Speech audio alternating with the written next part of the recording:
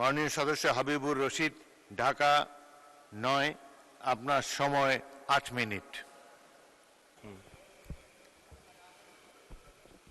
বিসমিল্লাহির রহমানির রহিম। আসসালামু আলাইকুম। মাননীয় স্পিকার, 2026-27 অর্থবর্ষে প্রস্তাবিত বাজেটের উপর আলোচনা অংশগ্রহণ করার সুযোগ দানের জন্য আপনার প্রতি অনেক অনেক কৃতজ্ঞতা জানাচ্ছি। মাননীয় স্পিকার, আমি বক্তব্যের শুরুতেই গভীর শ্রদ্ধাভরে স্মরণ করছি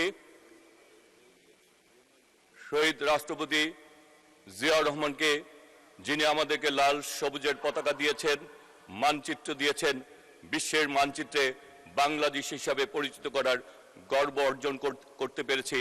আজকে শহীদ রাষ্ট্রপতি জিয়াউর রহমানকে স্মরণ করছি। আমি গভীর শ্রদ্ধা এবং কৃতজ্ঞতার সাথে স্মরণ করছি বাংলাদেশের তিনবারের সাবেক সফল প্রধানমন্ত্রী, বাংলাদেশের গণতন্ত্রের আপসীন নেত্রী, আমাদের মা সমতুল্য নেত্রী দেশনেত্রী বেগম খালেদা জিয়াকে। আমি গভীর শ্রদ্ধাভরে স্মরণ করি মুক্তিযুদ্ধের মহান শহীদদের এবং আমাদের যারা জুলাই আগস্ট গণ অভ্যুত্থান ছাত্র জনতা আত্মহত্যা দিয়েছেন, তাদের সবার প্রতি আমি গভীর শ্রদ্ধা স্মরণ করছি। আমি আমার এলাকার নুরুজ্জামান জনি সহ আমাদের প্রতিটি গণতান্ত্রিক আন্দোলনে যারা শহীদ হয়েছেন এবং শরীফ ওসমান হাদি সহ আমাদের প্রতিটি গণতান্ত্রিক আন্দোলনে যারা শহীদ হয়েছেন সবার প্রতি শ্রদ্ধা নিবেদন করছি। এছাড়া সুজন ফরাদ সহ যারা গুম হয়েছেন, গুম হওয়া পরিবারের প্রতি সমবেদনা জানাচ্ছি। মাননীয় স্পিকার, আমি বক্তব্যের শুরুতেই মাননীয় প্রধানমন্ত্রী জনাব তারেক রহমান প্রথম রাষ্ট্রীয় সফরে মালয়েশিয়া, চীন সফর করে রাষ্ট্রের যে নতুন রাষ্ট্রীয় কৌশলের এক নতুন উচ্চতায় পৌঁছে দিয়েছেন, সেজন্য তার প্রতি অনেক অনেক কৃতজ্ঞতা এবং শুভেচ্ছা জানাচ্ছি। আমি মাননীয় অর্থমন্ত্রীর প্রতি অনেক কৃতজ্ঞতা জানাচ্ছি। তার এই বাজেটের প্রস্তাবনা, বাজেট পেশের মাধ্যমে বাংলাদেশের মানুষ আবার নতুন করে বেঁচে থাকার নতুন স্বপ্নে বাংলাদেশকে গড়ে তোলার জন্য নতুন উদ্দীপনায় আবার তারা আজকে কাজ করে চলছে। আমরা মনে করি মাননীয় প্রধানমন্ত্রীর এই সফরের মাধ্যমে আন্তর্জাতিক অঙ্গন এবং বাংলাদেশের কূটনৈতিক ইতিহাসে এক নতুন দিগন্তের সূচনা হয়েছে। মালয়েশিয়া চীনের সঙ্গে বাণিজ্য, বিনিয়োগ, প্রযুক্তি ও কৌশলগত সহযোগিতার নতুন সম্ভাবনার সৃষ্টি হয়েছে। এজন্য আমি আমার এলাকা ঢাকা ৯-এর পক্ষ থেকেও আমি জানাচ্ছি অনেক অনেক কৃতজ্ঞতা। মাননীয় স্পিকার, আজকের আমাদের এই বাজেট 9,38,000 কোটি টাকার বাজেট। এই বাজেটের মধ্যে আমি যেহেতু আজকে এখানে আমাদের মাননীয় প্রধানমন্ত্রী রয়েছেন, তার উদ্দেশ্যে বলতে চাই, আপনি আমাদেরকে দায়িত্ব দিয়েছিলেন আমরা যাতে জনগণের পাশে থেকে জনগণের জন্য কাজ করে আগামীর বাংলাদেশকে গড়ে তুলি।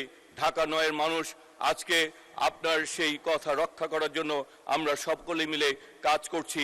আজকে আমরা ঢাকা ৯-এর প্রতিটি আনাচে কানাচে আমরা উন্নয়নের জন্য আজকে মানুষের পাশে থেকে এলাকার উন্নয়নের জন্য কাজ করে চলেছি।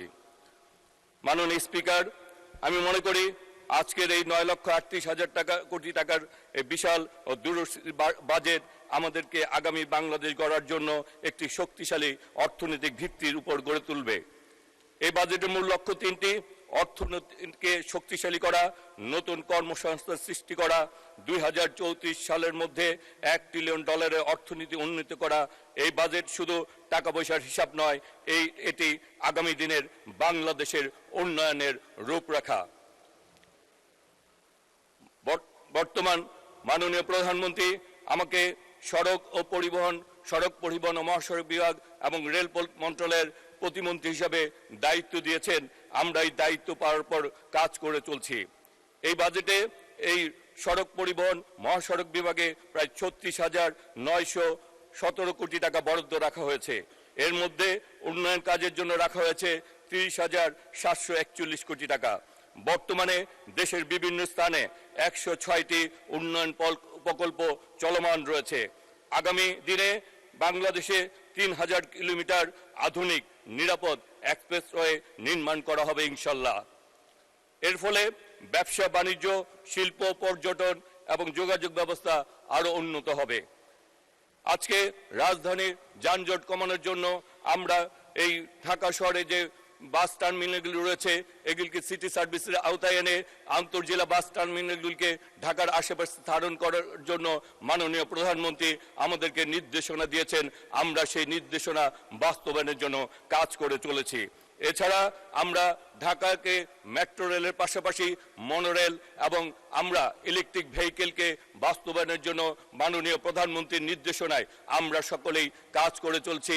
ইনশাল্লাহ আমরা একটি সময় এই ঢাকা এবং সারা বাংলাদেশে আমরা ইলেকট্রিক ভেহিকেল এবং মনোরেলের মাধ্যমে আগামীর বাংলাদেশ এবং ঢাকাকে যানজট মুক্ত করতে পারবো।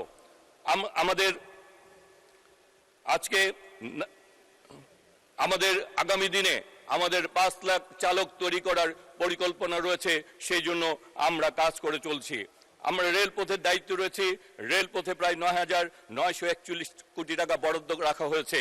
সেখানেও আমরা দেখছি, আমরা ইতিমধ্যে ঢাকা কুমিল্লা কর্ড লাইন নির্মাণের কাজ, আমরা এই ফিজিবিলিটি স্টাডি কাজ চলছে, আমরা সেদিকেও এগিয়ে চলছি। আমরা প্রতিটি ট্রেনে ইন্টারনেট সেবার আওতায় আনা হচ্ছে। প্রতিটি স্টেশনকে এবং আমরা সৌর বিদ্যুতের মাধ্যমে প্রতিটি স্টেশনে বিদ্যুৎ সংস্থাপনের কাজ করার জন্য এগিয়ে চলেছি। আমরা প্রতিটি স্টেশনে যাত্রী সেবা বৃদ্ধির জন্য বেসরকারি পর্যায়ে কাজ করছি। এছাড়া লোকোমোটিভ এবং ক্যারেজের জন্য কাজ করছি। মাননীয় স্পিকার, সময় যেহেতু অল্প, আমি আজকে এখানে দাঁড়িয়ে কয়েকটি কথা বলতে চাই। আমরা রাজনীতি করে এদেশের জন্য, এদেশের মানুষের জন্য আমার নেতা শহীদ রাষ্ট্রপতি জিয়া রহমান যুদ্ধ করে যেমনি পতাকা দিয়েছেন, সেদিন যদি জনগণ ভুল করত, তা সেদিন যদি আজকের যারা বিরোধিতা করেন তাদের কথা শুনতো, তাহলে আমরাই বাংলাদেশ পেতাম না, হয়তোবা আমাদেরকে পরাধীন থাকতে হতো, আমরা এই বাংলাদেশের অস্তিত্বই হয়তোবা থাকতো না। সুতরাং আমরা মনে করি বিএনপি যখন যে সিদ্ধান্ত নেয়, তার নেতা যখন যে সিদ্ধান্ত নেয়, সেই সিদ্ধান্তই দেশের জন্য, দেশের মানুষের জন্য বাস্তবে একটি সিদ্ধান্ত। মাননীয় স্পিকার, আমরা ঢাকা নয়ের আমাদের নাগরিক সুবিধা বঞ্চিত একটি এলাকা। এখানে অনেক বাসের সাঁকো রয়েছে, রাস্তাঘাটের উন্নয়ন প্রয়োজন।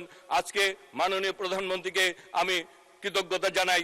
মুগদা হাসপাতাল থেকে ইতিমধ্যে স্বাস্থ্য মন্ত্রণালয়, অর্থ মন্ত্রণালয় এবং মাননীয় প্রধানমন্ত্রীর নির্দেশে 500 শয্যা থেকে 1000 শয্যা বিশিষ্ট উন্নীত করা হয়েছে, এই জন্য আমি কৃতজ্ঞতা জানাই। আমাদের এলাকার অনেক বাসের সাঁকো রয়েছে, ত্রিমোহনী, নাসিরাবাদ, দাসেরকান্দি, সেই বাসের সাঁকোগুলি মাননীয় প্রধানমন্ত্রী। ধন্যবাদ মাননীয় প্রতিমন্ত্রী।